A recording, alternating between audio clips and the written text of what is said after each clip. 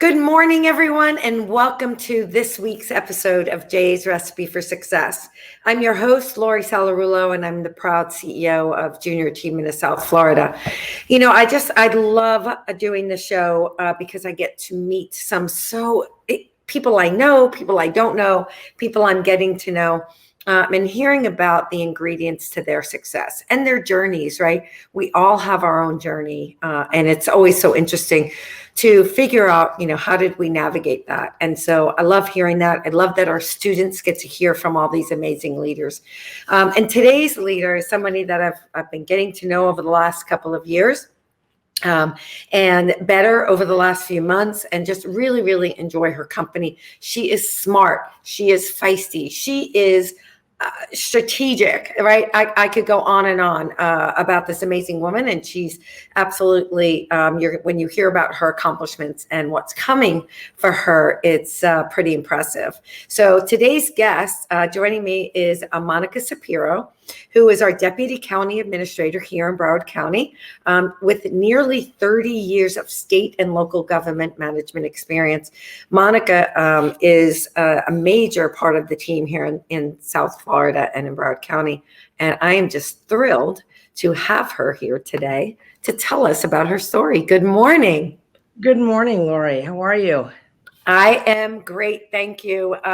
Just for the audience, we were just catching up. Monica just got back from an amazing trip out west in Utah. I am so jealous, hiking and all of that, and a little bit of Vegas in there too, but sounds like a great trip and a great way to get away from everything that's going on.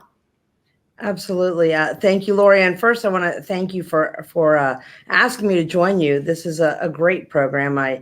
A little bit of homework I got to do is watch a few of your past recipes for success. And I was amazed with some folks and friends of mine from the community. And I actually got to learn from them as well. So it's an amazing program, and I'm honored to be a part of it today. So thank you. Oh, you're so welcome. So, I mentioned from your bio the 30 years of state and government management.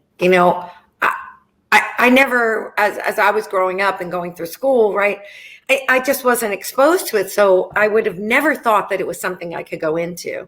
What was your first exposure? Tell us a little bit about how did you end up going down this pathway?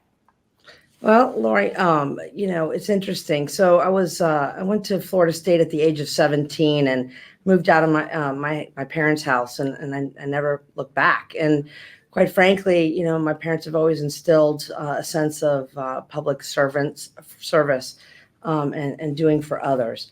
So I kind of was raised that way. When I went to Florida State, I got involved in Greek life, and I was exposed to giving back and doing for others. And so as my time at FSU progressed, I was introduced to student government, where someone gave me the bright idea to run for student senate and representing the business school at Florida State. And so I said, sure, why not? I won the election. And then I thought, hey, this is pretty cool. I get to do things and help others and make student life better here on campus in that small little way.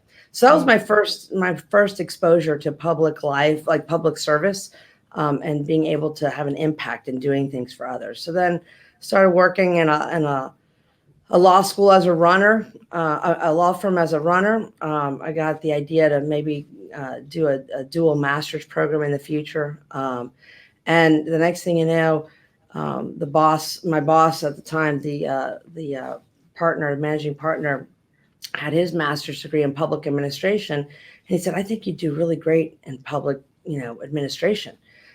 So I started looking into it. I ended up enrolling at FSU in their public policy program. I loved it. I specialized in local government administration, and here I am. There's a couple other steps along the way, but I just really had a passion, and I felt that local government was the place where you can really make the most impact and see the fruits of your labor, so to speak, firsthand and quickly, and you have the most reach to the people in your backyard, in your community. Yeah. Did you have to run for that first office, the one with the student government? Yeah, it was a campus-wide, FSU is a large school, as you know. And so, yeah, it was a school-wide election. That's my only election. Do not ever count on me running ever again for any other I was seat. going to But ask yes, you about no, that. no, no, no, no, no. No, I love this side of what I do. And, what I do is an appointed position right now. As you mentioned, I'm the deputy county administration, and I'm very honored that the county commission has, selected me to be the next county administrator. And honestly, being able to have an impact on the lives of so many and being trusted with the public, funds and the responsibility that comes along with that is very humbling. And I'm very excited about it. Yeah, I think we all are. I think that's so true. Sometimes I think about, we're so crazy running right constantly and it's nonstop. But sometimes I just take a moment to think about, the position that I'm in, the impact that I get to make, certainly not to the degree and the level that you do. And it's humbling, number one. And sometimes I think, wow, how did I get to be so lucky? Because I agree with you. Being able to make a difference and impact lives is just, it's an honor and it's a privilege, I think. So I know that we have that in common. You talked about the election and you said, no, you can never count on me to do that. Tell me a little bit about that. Tell me why, because, we might have some kids who might not think about it. I'm not sure my shoulders are big enough for that, but I'm curious, what made you say, yeah, no, I never want to do that again? Well, it's nothing against public elections and those that are elected into office, because I have tremendous respect Yeah. for elected officials. But for me personally, I kind of like to be a little bit behind the scenes and to really be able to effectuate the policy that the policymakers actually set and really and kind of go forth and make that happen. I like to be able to provide recommendations, and we have an amazing team here at the county, and we collaborate. Our team, we collaborate with the community, nonprofits, business sector, and we're able to synthesize all of that input and be able to make recommendations that are based on just solid information and research, and we get to influence the process in a very meaningful way, and then the electeds get out there and do what they do and meet with the community in a different way. And for me, I like to be close to the action of making things actually happen. The vision that they have and also that I get to help form is really an amazing experience and opportunity. Yeah, and so I always call that the execution piece, right? And I like you, I love the execution, but I also love the visionary part of it. So I want to make sure to touch on that too, because while you may be doing the execution, and like you said, you're coming up with the recommendations, I'm sure that as you begin to think about, right, becoming the county administrator in late February, March, that, there is a vision, right, that you and the commissioners, especially, I know that they're involved in that, having that vision for our community, for our county. Talk a little bit about that. What is your vision, right? Is there something really, like, we all have our agenda, right, that's important to us, and that you believe is important to the county? What is part of that vision for you as the new county administrator? So thanks, Lori. That's a great question, and I've been asked that a couple of times, and every time I answer, my answer evolves because as I have had the tremendous fortune of working with an amazing woman, Bertha Henry, the county administrator, and working every day along her side. I continue to learn things every day, and honestly, that's a very important thing in my life, is to always learn. something new every day. And, we always just don't know what we don't know, right? So we got to surround ourselves with people that can challenge us and really smarter than us so we can learn. And so to that end, I continue to do that. And so my answer to your question has evolved, right? So I want to continue the tremendous work that we have started and build upon additional economic development opportunities.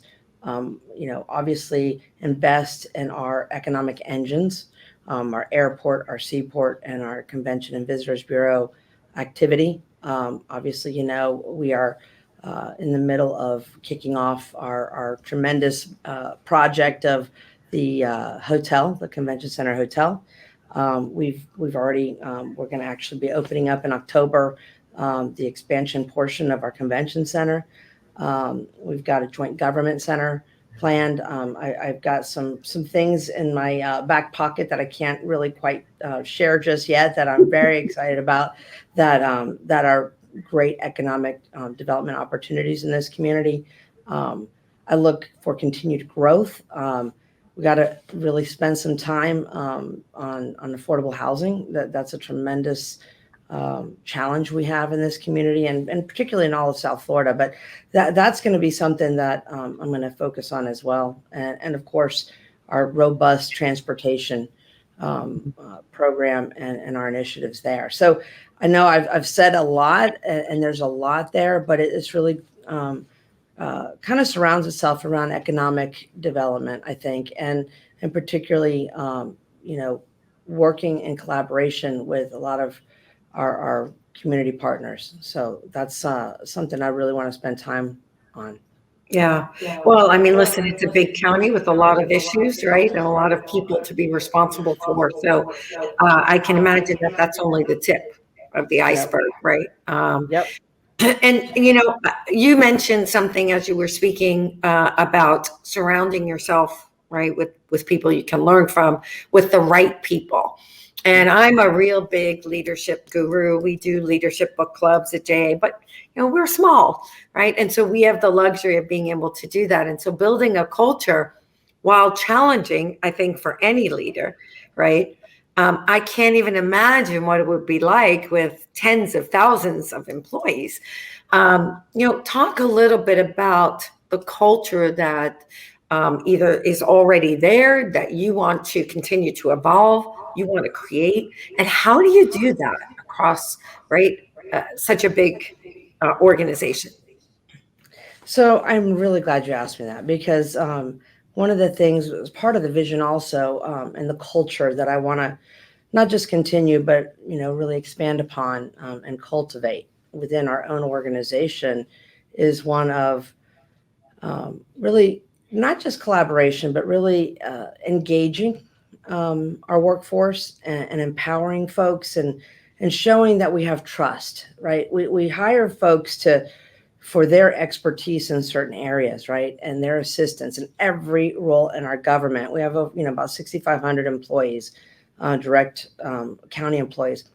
Everybody has an important role to play. We all have our skills and our talents. And so I am a big proponent of diversity. And it's not just diversity in the traditional sense that you hear, right? It's about diversity of thought, diversity of experience as well. And I think, we all come to the table with our own experiences and the things that make us who we are, right? And so the way I look at something could be completely different than the way you look at something. You and I didn't always see eye to eye. We can just put that on the table, right? That's why I was laughing about that. Right, exactly. So, but you know what? I think that also comes from, really trying to understand who's at the other side of the conversation, who's at the other end of the phone, who's at the other end of the table. And you and I are both passionate. You call me feisty, and I kind of chuckled. But another word just for that is passionate, right? So we both have passion for what we do and for what we believe and what we think is right. And so I am a firm believer that everybody has their own passion, right? They have that issue or issues that spark their fire, right? And so when we get to bring that out in people, I just feel we have much better end results. When I sit around a table, oftentimes I will ask folks, okay, challenge me. What am I missing? What don't I know? Am I off here? Because I want to know what, and I'll call them advisors, but it's our whole team, right? Everyone has an advisory role, and I want to know what people's thoughts are, because I think that makes for a much better decision. So it's the diversity of thought and opinions and experiences that I think ultimately get us a better end result for any decision and challenge that we're working on. I think you hit on something that I think is such an important part of being a leader, because so often people are afraid to challenge, right? They're afraid to say, no, I don't agree, or I think we could do it better this way, right? And I always tell people that, I'm a work in progress, right? Just like the rest of us. Yep. And so I love when somebody challenges me. First of all, it makes me really think about my position, right? Yeah. As you said, you and I have had a difference, of the way we saw things. But once we got to understand why, right? I understood why you were passionate about it. You understood why I was. Didn't mean we were going to change each other's minds, but we understood. And when you understand, you're coming from a different place. And being able to say to people as a leader, it's okay to tell me you don't agree, right? I'm not going to bite your head off or, whatever. And my team always laughs, and they'll go, I always say, oh, I have an idea. And they'll go, oh gosh, she's got another idea. And sometimes they look at me and they go, oh, that's a really good one. Now we're going to have to do it. But then there are other times where they've gotten to know me and they know they can say, that's the stupidest idea we ever heard. And we're not doing that, right? Like, and they'll say it a little nicer than that, but that's really what they're telling me. And I respect that. And I'm so glad that they feel that they can say that to me. And so I love that.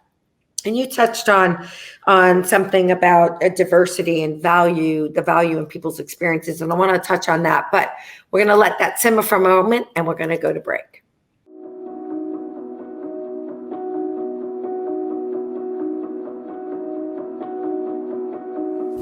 Dear Tomorrow, yesterday was pretty bad. I hope today is better.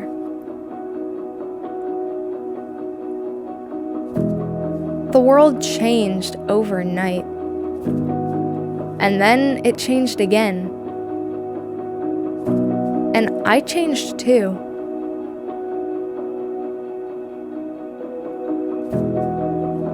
They say that we're the future, but I don't even know what that means.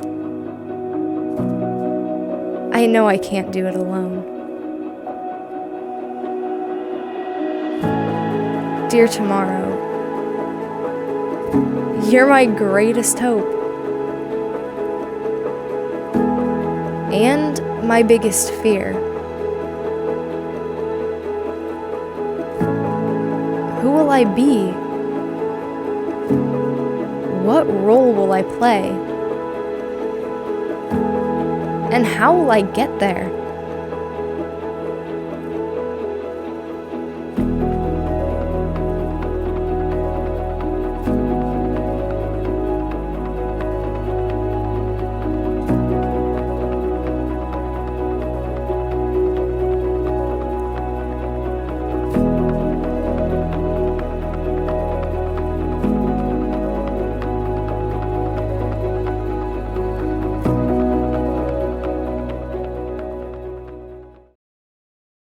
Welcome back, everyone, to Recipe for Success here with Monica Cepero. And Monica, you were just describing to us before the break about building culture and valuing people's experiences and their journeys and what they bring to the table. And I know that recently you were appointed by the governor to the Florida Commission on Human Relations. And also received an award for the Voice of Equality from the Equality Florida organization. Let's talk a little bit about that. First of all, tell us about the commission and what the work of the commission is and why that was so important to you. So thanks, Lori. So last summer in July, I was appointed by the governor to the Florida Commission on Human Relations, and that organization is charged with addressing discrimination allegations statewide. So it's a huge honor to have been selected to be a member of this body that gets to really make a difference and the protection of folks who maybe didn't always have a voice for themselves. So that's always been, a fundamental issue of importance to the core person that I am and who I was raised to be, and just my experiences that I've seen throughout my family. And so being appointed to that commission has been a great honor. And I've also been able to, and fortunate enough to be in that position, to be able to propose some additional changes into the way Florida has viewed and addressed some of those allegations of discrimination. So it's a huge honor. You mentioned the being recognized by Equality Florida. And I was selected to be, recognized for the voice for equality for the state this year. And that was a huge honor because while I just do it because it's the right thing to do, and it's something I truly believe in, I've heard from people from all corners of the state thanking me for some of the things I've been able to do with the commission as it relates to the LGBT community and the recognitions that have been for the most part, absent in the state discrimination allegation arena until now.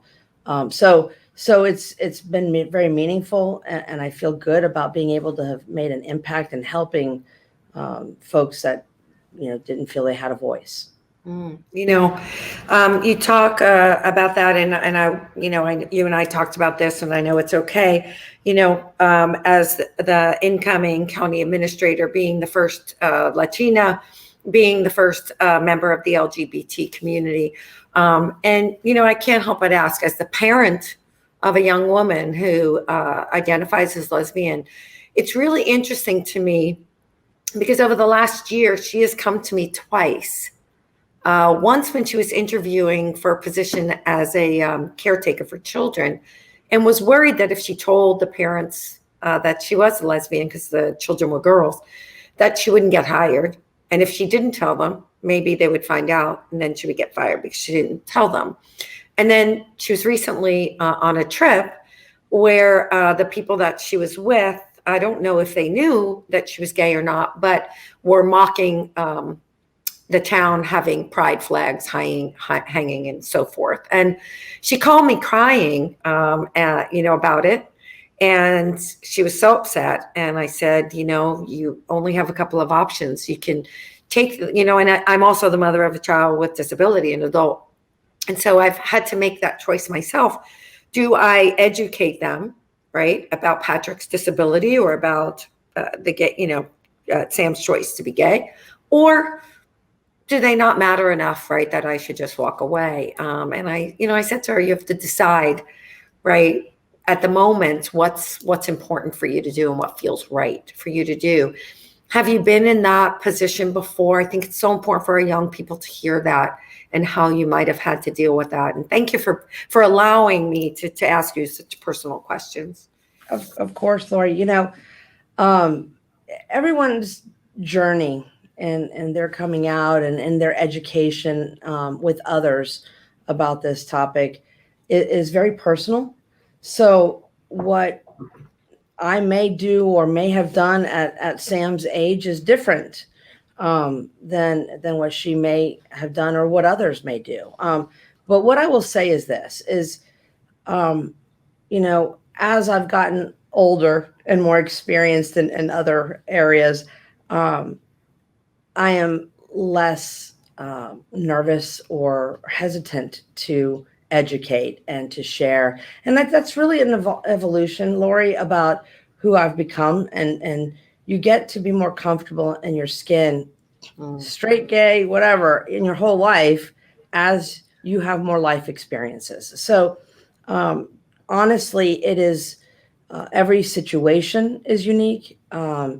If she felt comfortable, sharing with her friend or the parents, that's a big deal. And so that might not have been the right moment either.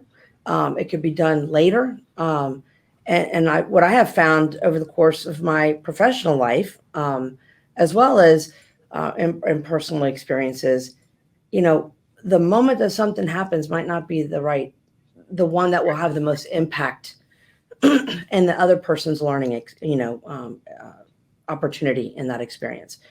But later, when they get to hear, 100% of the time, I've been received with like this, oh my gosh, I may have offended you, and this concern from the other person, because a lot of times, the people close to you that might not know certain things about you or your life or your family, the last thing they would ever want to do is offend you. And they just are insensitive because they just haven't had the exposure or experience. And so I really think it's obviously very personal. Everything's unique, unique experience and opportunity. And something I have done, while you did share that, I am the first Latina, the first member of the LGBT community in this role, I will tell you that it's not a defining thing for me, right? So I have found the more comfortable you are with who you are, and you just live your life the way you are in all facets of life, the more, for the most part, there's going to be people that just have their thoughts about things. But for the most part, people just, they feed off of your own energy. Yeah. They feed off of how you react. If you make it a big deal, it's going to be a big deal. If you are just who you are who you are. And that's one of the biggest things, in my life I have learned to be is your authentic self. If you are not who you are just destined for failure, because you're always going to try to have to be somebody to fit the mold of whoever you're talking to. In our busy lives and the crazy schedules we have and the things we have, the challenges and the complexities of our daily life and work, there's no way I could be one Monica to one person and another to another. I am, you get me. This is, this is who I am all the time. And this is the way you've gotten to know me as well. And this is just what you see is what you get. And I think that's the best way that people can be, is just be true to who you are, what's important to you. And you will have your own successes in whatever path, your life goes. So. Yeah, I think that's what I've grown to respect and like about you, is that it's just real, right? And I am the same way, and there's nothing worse than being around people who are not being their authentic selves, right? And usually you can figure that out pretty quickly. And it's interesting when you were talking about that with Sam. The other part of it is, you are so right about timing, because one of the things I said to her is, you're a little emotional right now. Well, maybe a lot, but this might not be the right time for you to talk about this, because you might not share with them or educate them the way that you really want to, because you're so emotional. So I think you're absolutely right about timing. And so I think that's so important. You talked about the challenges and the things that we have on our plates from a work perspective. For those that may not know, you're a mom as well, right? You're married, you're in a relationship. I know for me, right, there's a lot of different plates that are filled to the brim. And sometime I'm not a person who believes in balance. I wouldn't know what balance was if it hit me in the head. But so I don't even talk about that. That's even a possibility. But I think that there is a way, or I try to somehow manage or integrate, right, those things in my life. Sometimes I do it better than others. And you talked about who you are not defining you in your role, and I absolutely agree. But I also think that you are a role model, right, for young women to know that they can accomplish, right? I just had this conversation. It was at the dinner. Actually, Shane's wife was one of them. And we were talking about how we have a responsibility, right, as role models to show our young girls that they can be anything they want. They can do anything they want, regardless of who they are, right, and with how they choose to live their life. So thank you for being a role model, but talk a little bit about also being that role model, right, for your daughter and managing, right, all these different pieces of your life.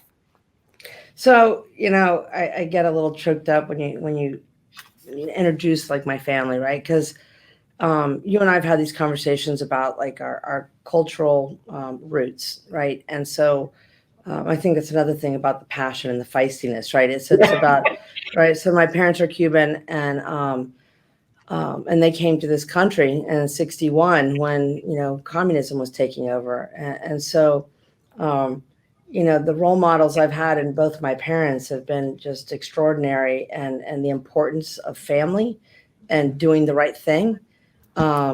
And we had very modest means growing up, and then my family evolved to have a little bit more means as I got into college, and they were very fortunate that way. But the role model of watching every day the hard work, the work ethic, and that no one can take away your education, no one can take away what you have done for yourself, right?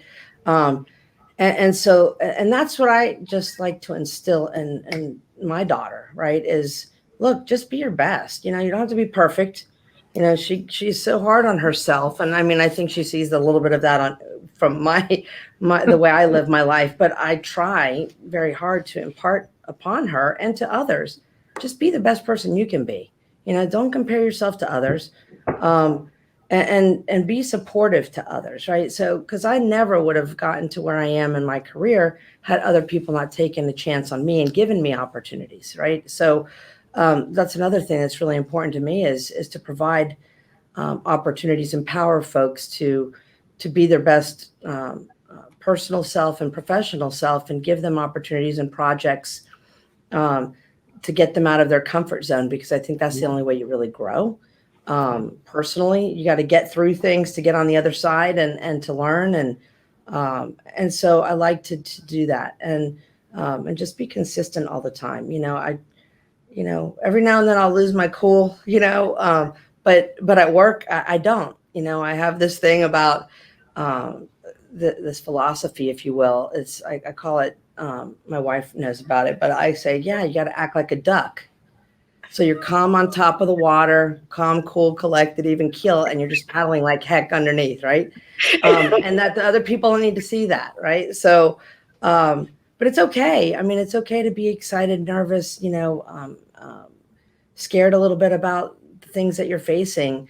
But if you can just maintain your even keel and balance, that's the example I like to try to give to people, and to be vulnerable at home with your trusted circle, right? So, and it's not just at home. I mean, obviously I've got an amazing wife who's extremely supportive, and I could never do this job without that rock at home, right? She grounds me, and, just very supportive, the countless hours on the phone, and, the late night meetings and dinners and whatnot. She's a real trooper and a big support, but, and my daughter too, and she understands. And half the time, if I get the luxury of picking her up from school, she hears me on the phone. She's like, "Oh, are you on the phone?" "Yes, Mom." "Yes, baby." She knows all the people I'm talking to. "Oh, tell Senor Gale," Mark Gale at the airport. She was practicing Spanish, and then she started calling him Senor Gale. So she always wants to know if I'm on the phone with him. But so they get to see how you interact and how you treat other people. And that's just really important. Respect, recognition, thanking people for what they do. And just in life, Lori, as simple as when you go to a restaurant and you have a server coming over to your table and you say, "Oh, excuse me, what's your name?" "Oh, hi, Jennifer, nice to meet you. Thank you." And then every time they come back, "Jennifer, excuse me, can I get, another glass of water?" Treating people with respect and recognizing them, you see their whole persona change. They feel, hey, I'm important. That person took the time to know my name. And I do that at work. I'll tell you one example, and then I'll let you ask your next question. But So one time No, I love okay. So one time I was at Disney with a friend of mine, my parents, my daughter, and my friend's kids, and all of this stuff. And we were dancing in Tomorrowland, one of those big family things where everyone's dancing. And so I see this woman start approaching me with like her whole family. And she's like, hi, hi, Senora Monica, and I look at her, and it's like one of those things where you see someone out of pocket and you don't really, you're in Disney World, you're not expecting to see someone from work. And it was one of our janitorial staff. And her name is Patricia. And so, working late at night, you get to know everybody who works late at night, right? And so they come and clean your office and everything. And over time, I just learned about her family, her kids, this and that was happening with her family, and small talk. And it was her. And so I introduced her to my parents and everybody. And of course, I just, introduced her. This is a lady I work with, and so to me, what lesson that was giving without even thinking about it until much later was, everybody has an important role and everyone's important in who they are as an individuals. And I feel it's a responsibility for each of us to recognize folks, treat everyone with dignity, respect, and that just made the biggest difference, to her. Like, 2 weeks later, I saw her again at the office, and she couldn't be more grateful and humbled that I remembered her name and was so kind to her. But to me, it was, hey, we're all just human beings, and we all have a role to play in work and in our personal lives, and that made me feel good, and that was a good example for my daughter, I think, too. Yeah, that is so true. Treating everybody the same, right? Regardless of what they do. And I think that's so critical. One last thing before we go into all of the ingredients, I'm on page 2. That's filled with all the ingredients you mentioned. I have a board of 68 people. It's a lot of people, and a lot of personalities, a lot of agendas, a lot of ideas. And so people often ask me, how do you manage that? I just recently was asked to be part of a presentation panel on it. And so I'm curious, right? You have a board of 9, right? But again, a little bit different, elected, right? Versus a volunteer nonprofit board, who all have their own communities that they're representing. Right. So that's diverse right there, who all have their own things that are important to them that they think, right, we need to do as a community. They all have their own personal goals, right, that they might want to accomplish in that position. Can you talk a little bit about how you manage that, right? You do a great job of it. So there's probably some tips in there for other people who work with a board and have to manage all of the different needs and wants that they have and goals. Yeah, so I thought I had it hard with 9. Gosh, Lori, I don't know how you do it. Jeez Louise, 60-something people. My goodness, I have another whole level of respect for you. So, like you said, each of them have their own communities and districts, but, they always have the greater good of the community at heart. And so that makes it a little easier, right? Because they have the same vision that I do for how do we leave this community better than when we found it, right?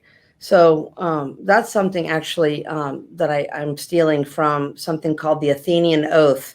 So when my first class in my master's program in public administration, one of my professors introduced the Athenian Oath to me. Now it's this long whole thing that I don't remember the beginning of it, but the end is talking about how we are to be entrusted with leaving our communities better than we found them. And it's like a local government management kind of motto, if you will.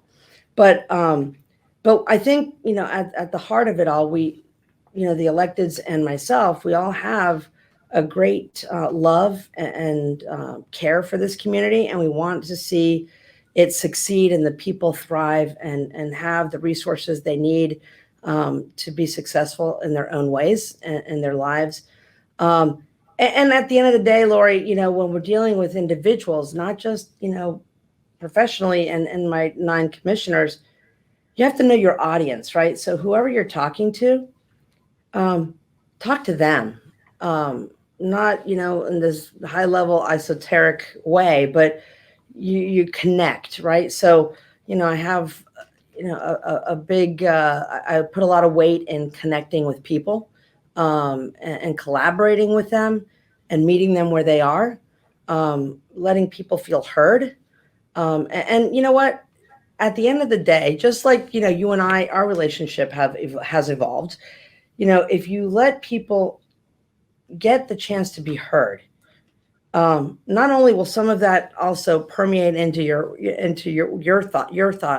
ways of thinking, but it also gives the person you're communicating with an ability to feel that their opinion has value, and their point and their perspective is important.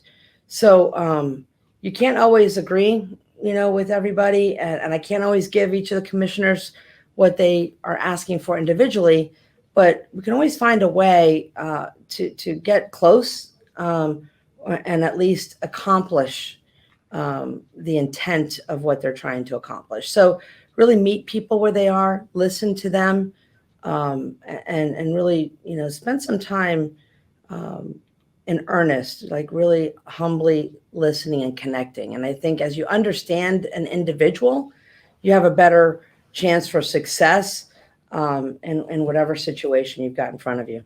Yeah, you talk a lot about that. And when I read back your ingredients, you're going to see that there's a lot in there about connecting with others and making them feel important. And so I'm going to read some pages of ingredients for you. And then I'm going to ask you, and it might be one of these, and it might be something different that you haven't mentioned, what your main ingredient to success has been. So some of the things you talked about in the very beginning: giving back, helping others, finding your passion, right, and making an impact. You love to execute, make policy, and be behind the scenes using the research, the information. And so I think that came out quite a few times too. Collaboration, and as you just mentioned, connection.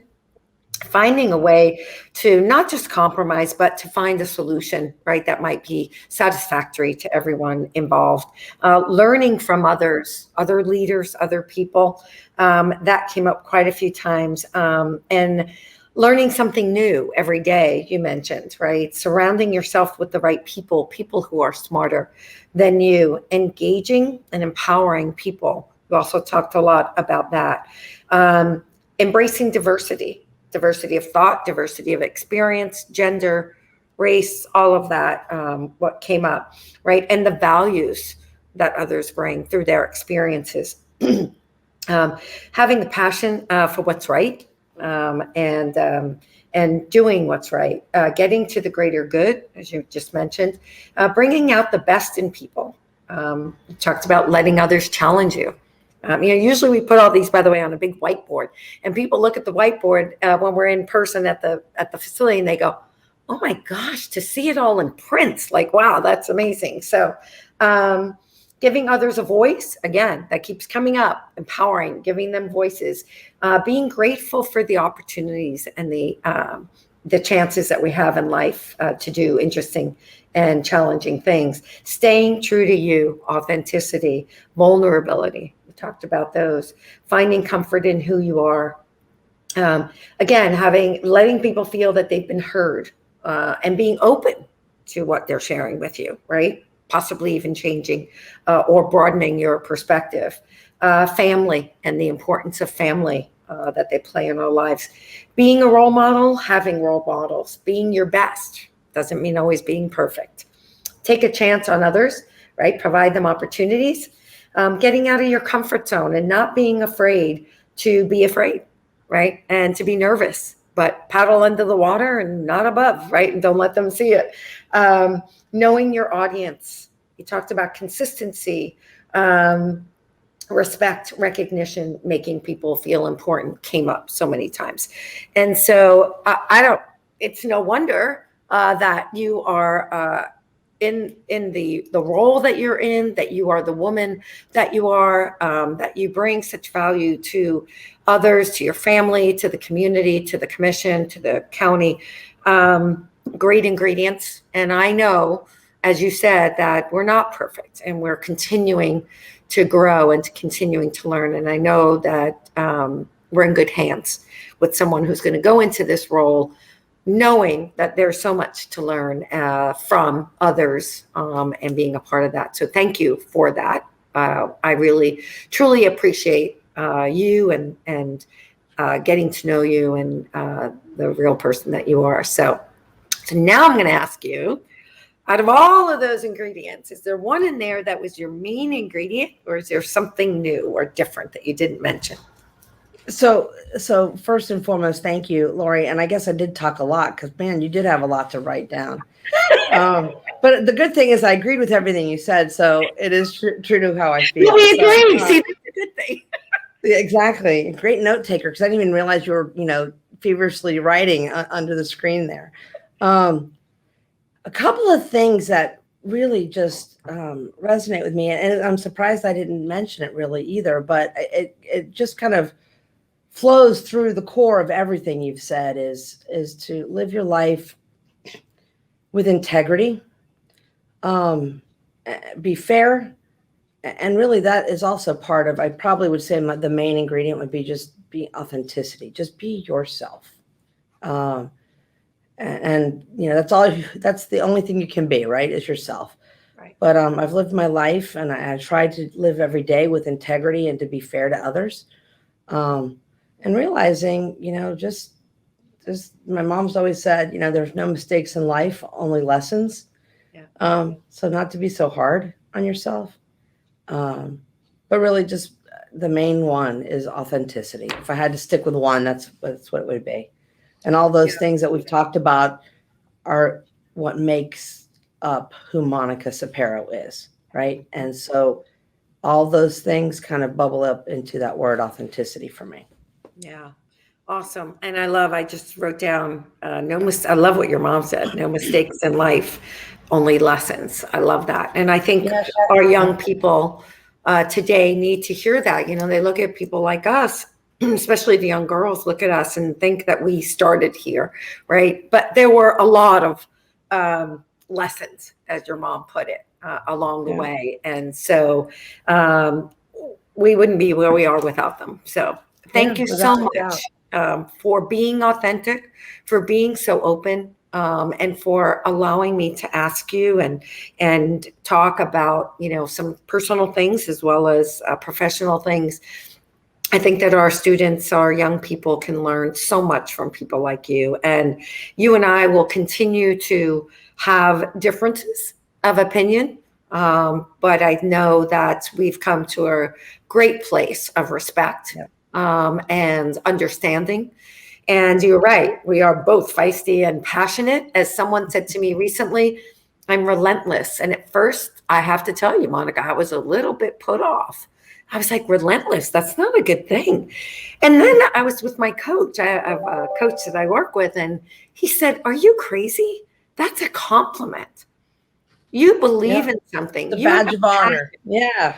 He said, and why wouldn't you be relentless in that pursuit? And I think he said, you're looking at it the wrong way. And so now I am proudly a relentless woman, I guess. But anyway, so but again, as you said, not hurting others, always being respectful, and doing it with authenticity and integrity. So thank you, my friend. I appreciate you. Thank you, Lori. It's been fun catching up in this forum, and I look forward to our continued growth of our friendship and relationship, professionally and personally. Thank you so much.